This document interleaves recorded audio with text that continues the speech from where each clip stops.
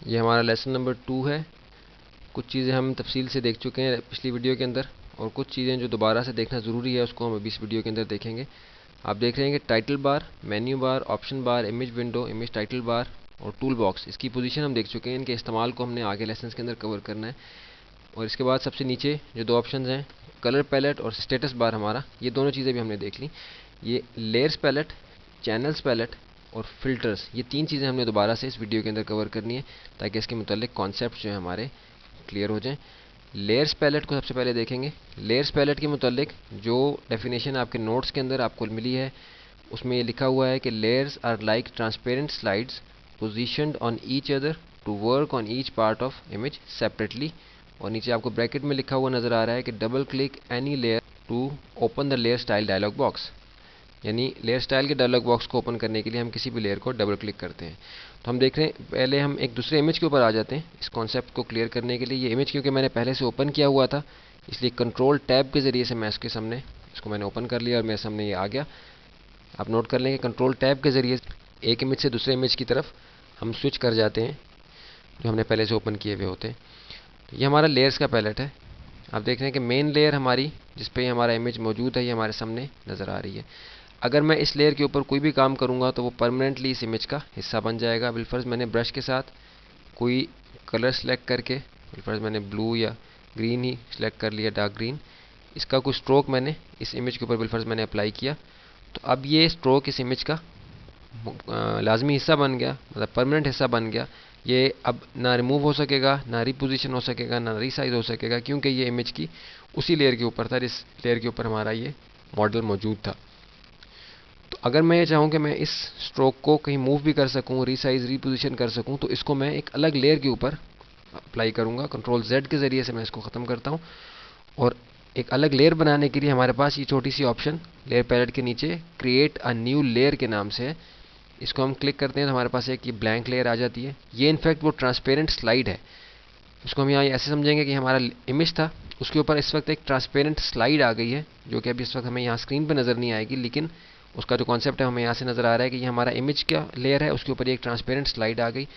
अब अगर मैं कोई स्ट्रोक लगाऊँ या कोई भी कॉन्टेंट किसी इमेज में से ला के इस पर अप्लाई करूँ तो वो एक अलग लेयर के ऊपर रखा जाएगा। उससे क्या फ़ायदा होगा कि मैं इसको अपने मूव टूल के ज़रिए से, आप देखेंगे इसको मैं रिपोजिशन कर सकता हूँ। कंट्रोल T अगर मैंने इसको कर दिया तो मैं इसको रीसाइज कर सकता हूँ। अगर मैं इसको कोई स्टाइल देना चाहूँ, जैसा कि आपको बताया गया था कि स्टाइल्स का जो डायलॉग बॉक्स है वो हमारा किसी भी लेयर को डबल क्लिक करने से अपीयर होता है। आप देखिए कि मैंने लेयर को डबल क्लिक किया तो ये लेयर स्टाइल का डायलॉग बॉक्स हमारे सामने आ गया। अब इसमें मैं कोई स्टाइल स्क्रीन कलर के ऊपर अप्लाई करना चाहूँ, बिलफर्ज मैं इसको बीवल एंड एम्बोस कर दूँ, इसको मैं इनर ग्लो दे दूँ या आउटर ग्लो दे दूँ या इसको शेडो दे दूँ या इस पर कोई टेक्सचर अप्लाई कर दूँ। इवन अगर मैं इसका कलर चेंज करना चाहूँ तो मैं इसका कलर भी चेंज कर सकता हूँ। स्टाइल्स के डायलॉग बॉक्स को हमने तफसील से आगे चल के देखना है, इसलिए इसके बारे में आप फिक्रमंद ना हो। अब देखिए कि कोई भी कलर मैं इसको कर दूँ, ओके कर दिया, ये स्टाइल्स मेरे अप्लाई हो गए हैं। इनकी लिस्ट आप देख रहे हैं कि यहाँ से हमें नज़र आ जाएगी। बंद कर देते हैं।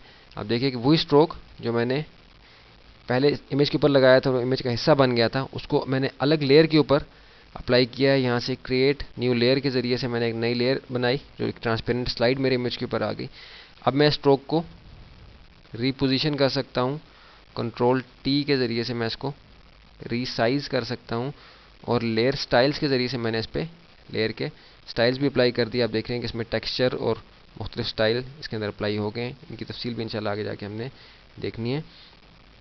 तो ये हमारे लेयर्स का कॉन्सेप्ट है, यानी ट्रांसपेरेंट लेयर्स के ज़रिए से हम अलग अलग अपने इमेज के कंटेंट्स को रखते हैं ताकि हम उसको अलग अलग से उस पर काम कर सकें और उन सब पे काम फाइनल होने के बाद हम उसको मुकम्मल तौर पे अपने इमेज का हिस्सा बना लें। इसको मैं अगर डिलीट करना चाहूँ तो मैं इस लेयर को ड्रैग करके ये छोटा सा एक रिसाइकल बिन यहाँ बना हुआ है इस पर ले आऊँगा। आप देखिए कि मैंने ड्रैग किया और इस रिसाइकल बिन पे ला के मैंने इसको ड्रॉप कर दिया तो वो लेयर मेरी यहाँ से गायब हो गई। इसके बाद जो चीज़ हमने देखनी है, आप देख रहे हैं कि लेयर स्टाइल का डायलॉग बॉक्स हमने देख लिया। मर्जिंग टू लेयर्स, लेयर्स के आगे आप देख रहे हैं कि ब्रैकेट में लेयर स्टाइल तो हमने देख लिया, स्टाइल का डायलॉग बॉक्स डबल क्लिक करने के से आता है। मर्जिंग टू लेयर से क्या मुराद है, इसको देखने के लिए मैं एक और इमेज आपके सामने यहाँ ओपन कर लेता हूँ। ओपन के ज़रिए से हम किसी भी इमेज को अपने सामने, हमारे पास जो लिस्ट है इमेजेस की उसके अंदर से हम किसी भी इमेज को सिलेक्ट करके ओपन कर लेते हैं।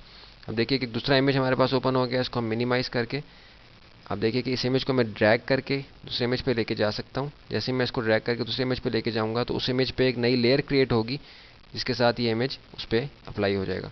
इसको मैंने थोड़ा सा रीसाइज़ कर लिया है कंट्रोल टी के ज़रिए से, कॉर्नर से शिफ्ट के साथ मैंने इसको ड्रैग किया है, तो ये इस इमेज को जो है मैं रीसाइज़ कर पाया हूँ।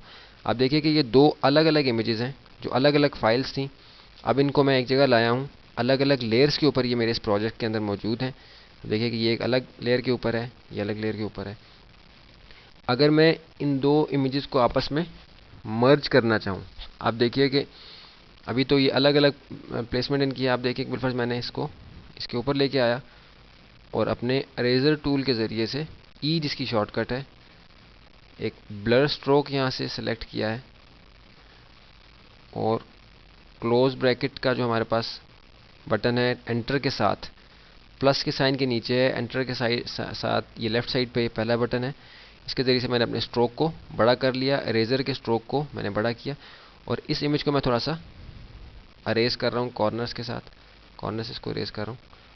आप देखिए कि ये एक इसके अंदर मर्ज होने का थोड़ा सा इफेक्ट जो है वो आ गया है।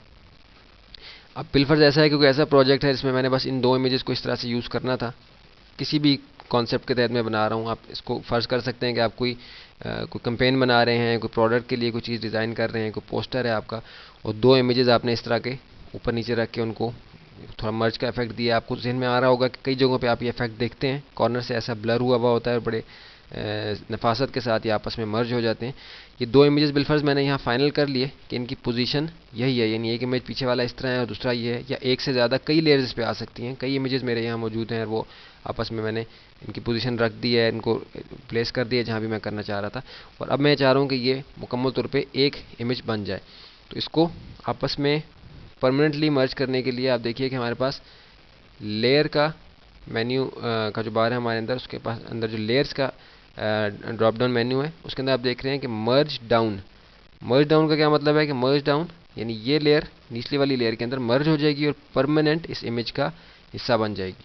इसको अप्लाई करने से पहले ये ज़रूरी है कि आप ये जान लें कि आपका जो इमेज है ये अपनी उस पोजीशन पे है कि जहाँ आपने वाकई इसको रखना है, क्योंकि एक दफ़ा जब लेयर मर्ज हो जाएगी तो दोबारा से ये अलग से नहीं हो सकेगी, ये मुकम्मल तौर पे इसका परमानेंट हिस्सा, लाजमी हिस्सा बन जाएगा। अब देखिए कि दूसरी ऑप्शन हमारे पास मर्ज विजिबल है, यानी जो विजिबल लेयर्स हैं उनको मर्ज करने के लिए, यानी एक से ज़्यादा लेयर्स के ऊपर जब हम काम कर रहे होते हैं, 5-6 लेयर्स या 8-10 लेयर्स के ऊपर हम काम कर रहे होते हैं, तो उसमें से जो लेयर्स हम यहाँ से डिसअपियर कर दें, आप देखिए कि ये विजिबल और इनविजिबल यहाँ से हमारा होता है। जो आंख आपको बनी हुई नज़र आ रही है, इसको हम डिसअपियर कर दें तो हमारा वो इमेज गायब हो जाता है, अपीयर करते हैं तो इमेज नज़र आ जाता है। तो अगर विजिबल लेयर्स को मर्ज करना हो आपस में, तो लेयर के अंदर मर्ज विजिबल के अंदर शिफ्ट कंट्रोल ई, जिसकी शॉर्टकट है, उसके ज़रिए से हम उनको मर्ज करते हैं।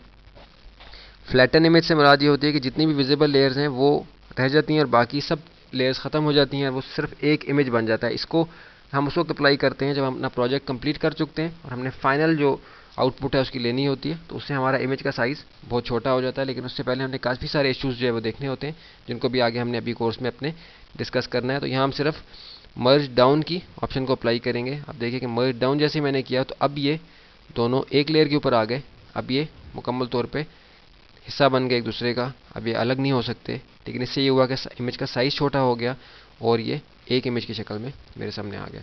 तो ये दो चीज़ें हमने देख ली। लेयर पैलेट के साथ हमने लेयर स्टाइल देख लिया, डबल क्लिक करने से जो आते हैं। लेयर स्टाइल का विंडो एक बहुत बड़ी डिटेल है उसके अंदर, उसको हमने आगे जाके इंशाल्लाह देखना है। उसके बाद हमने मर्जिंग लेयर देख लिया। अब ओवरलैपिंग लेयर्स, ये भी हमारा ब्रैकेट के अंदर लिखा हुआ है, ये किस तरीके से काम करता है। कंट्रोल Z के ज़रिए से इसको मैंने अलग किया, इसको मैं रिसाइकिल बिन के अंदर डाल देता हूँ ताकि ये इमेज यहाँ से ख़त्म हो जाए। ओवरलैपिंग लेयर से मुराद ये है कि हमारी लेयर जो है आपस में ओवरलैप हो जाती है। इसको समझने का जो सबसे अच्छा तरीका है वो ये है कि मैं यहाँ फाइल ओपन में जाके कोई इमेज ओपन करता हूँ कि जो कि थोड़ा सा ऐसा साइज़ हो उसका कि वो पूरी स्क्रीन के ऊपर हमें नज़र आ जाए। बिलफर्ज हम यहाँ देख रहे हैं कि हमारे पास ये कंप्यूटर्स बने हुए हैं। इसको ओपन कर लिया इस इमेज को, और इसको मैं यहाँ से अपने मूव टूल के ज़रिए से ड्रैग करके अपनी इस इमेज के ऊपर ले आया। इसको फुल साइज़ का करके कंट्रोल T के ज़रिए इसको मैं थोड़ा सा रीसाइज़ कर लिया। अब इसके अंदर ये कंप्यूटर्स बने हुए हैं, इसको एंटर करके मैंने इसकी रीसाइज को, अब ये ओवरलैप कैसे होगा? ओवरलैप से मुराद ये है कि आपके इसके नीचे जो लेयर आएगी, यानी आप देखेंगे मैंने एक लेयर इस पर आके जब मैंने एक लेयर इंक्लूड की तो ये इन दोनों के बिटवीन आएगी, इन दोनों के बीच में ये लेयर अपीयर होगी। ये सब चीज़ें आपको प्रैक्टिस के साथ जो है वो ज़हननशीन होंगी, इसलिए कोई भी वीडियो देख के अगली वीडियो की तरफ उस वक्त तक ना जाएं, अगले लेसन की तरफ उस वक्त तक ना जाएं जब तक कि आपको उस लेसन के मुतालिक कॉन्सेप्ट जो हैं वो क्लियर ना हो जाएं। अब देखिए कि एक ब्लैंक लेयर यहाँ आई है, इस लेयर के कोई भी कंटेंट्स जो हैं उनको मैं ओवरलैप कर सकता हूँ इस लेयर के साथ जो पीछे आपको इस कंप्यूटर के शक्ल में नज़र आ रही है। यहाँ मैं बिलफर्ज एक शेप बना लेता हूँ, अपनी शेप्स की जो लिस्ट है उसके अंदर से मैं यहाँ कोई शेप सेलेक्ट कर लेता हूँ। बिलफर्ज ये एक फूल सा बना हुआ है, इनफैक्ट क्लोवर का एक प्लांट है, उसका पत्ता है, उसको मैं अपनी इस लेयर के ऊपर ड्रॉ कर लेता हूँ।